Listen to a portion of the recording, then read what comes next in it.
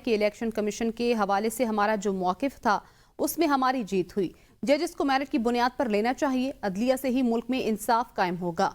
विफाकी हुकूमत से महंगाई, अमन, डॉलर की उड़ान कंट्रोल नहीं हो रही। अली अमीन गंडापुर ने कोहाटी गेट कमांड पोस्ट का दौरा किया। कहा, इस वक्त सूबे को दहशतगर्दी का सामना है। पुलिस, फौज और आवाम कुर्बानियां दे रही हैं।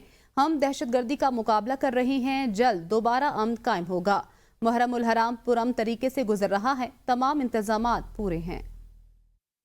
बड़े अमन अमान के साथ खैर इंशाल्लाह गुजर रहा है और इंशाल्लाह हमारी पूरी कोशिश है और तमाम जो है जितने भी महकमे हैं, हमारी लॉ एनफोर्समेंट एजेंसीज हैं, सब मिलके काम कर रही हैं इसके ऊपर। चैलेंज है बहुत बड़ा दहशतगर्दी का और उसको जाहिर बात है हमारी पुलिस भी फाइट कर रही है और हमारे डिपार्टमेंट भी फाइट कर रहे हैं, हमारी फौज भी फाइट कर रही है और हमारी आवाम भी फाइट कर रही है और कुर्बानी आपके सामने है सूबे की। तो इंशाल्लाह हम दोबारा इसको उसी तरह सूबे को इंशाल्लाह अमन अमान कायम करेंगे और मुकाबला हम कर रहे हैं दहशतगर्दी का इंशाल्लाह जारी रहेगा।